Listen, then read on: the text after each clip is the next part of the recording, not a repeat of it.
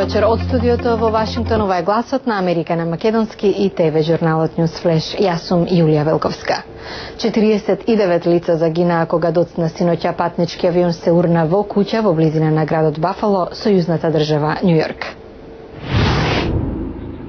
Двомоторецот на Continental Airlines паднал во населба на околу 9 километри од меѓународниот аеродром Бафало Нијагара. Авионот полетал од Њујорк, сојузната држава Њу Џерси. Загинале сите патници и членови на екипажот и едно лице кое било во куќата врз која паднал авионот. Две други лица во истата куќа успеале да се спасат. Сведок кој видел како авионот прелетал над неговиот автомобил пред да се урне, вели дека тој стрмоглаво одел надолу. Авионот по уривањето експлодирал и уништил куќата и предизвикал голем пожар. Биле евакуирани лица од 12 куќи во непосредна близина на несреќата. Истрагата е во тек. Новинските извештаи наведуваат дека во времето на несреќата врнел снег. Според снимката од радиокомуникацијата меѓу авионот и контролата на летањето, пилотот не пријавил проблеми со леталото. Пред ова, последен пат во САД се случи фатална несреќа на патнички авион во април 2006, кога во Лексингтон, Кентаки, загинаа 49 лица. Авионот со кој патуваа се урна непосредно по полетувањето.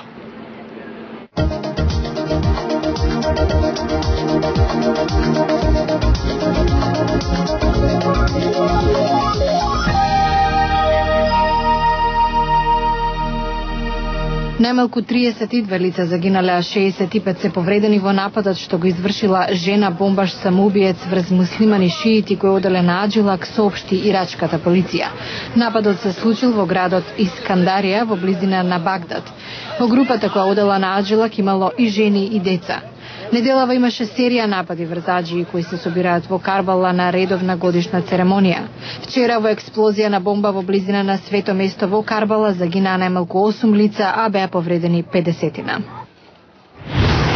Специјалниот американски представник за Авганистан и Пакистан Ричард Холбрук денеска се среќава со афганистанското раководство во Кабул на само 2 дена откако милитанти на Талебан нападнаа 3 владени згради во градот, при што загинаа најмалку 26 лица.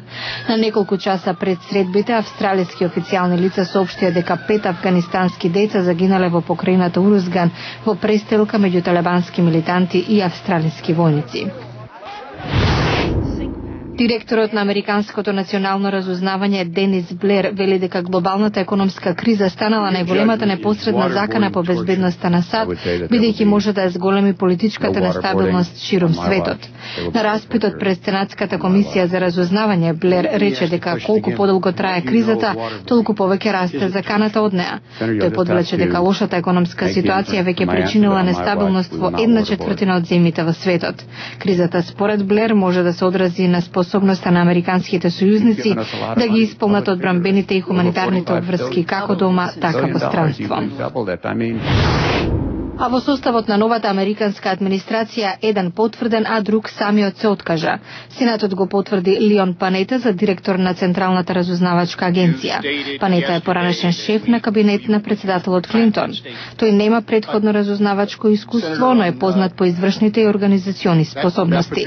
Републиканскиот сенатор Џад Грег пак, кого председателот Обама го номинираше на функцијата секретар за трговија, реши да се повлече со образложение дека, цитираме, не е соодветниот избор за оваа позиција.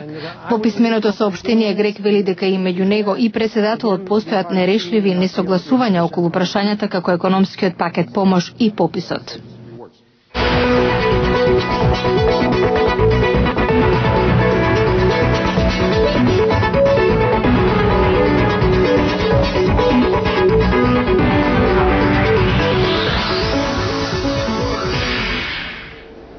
Според анкета на Меѓународниот републикански институт со седиште во Вашингтон, најголема грижа за македонските граѓани представува економијата со оглед на глобалната криза.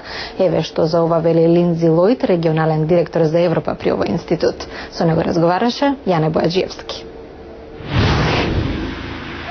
Според последното истражување на јавното мислење направено од Меѓународниот републикански институт, најголема грижа за македонските граѓани е економската состојба со оглед на глобалната криза, вели Линдзи Лојд за гласот на Америка на македонски. Во последниве 6 месеци дури 2/3 од граѓаните повеќе стравуваат за економската состојба во 2009, споредено со истиот период лани поради можноста Македонија да биде посилно погодена. Во однос на рейтингот на политичките партии, ВМРО-ДПМН се уште има голема поддршка меѓу партиите во Македонија. Пулсот за евроинтеграцијата пак е без промени. The support for joining NATO and the European Union remains very, very strong, as it has for several years. Поддршката за влез во НАТО и Европската Унија останува и натаму голема, како што беше изминатите години. Околу 90% од испитаниците го поддржуваат членството во Унијата и НАТО. Вој смета дека е важно владата и опозицијата заедно да работат на овие прашања и на постигнување на целта. За локалните и претседателски избори во Македонија тој коментира.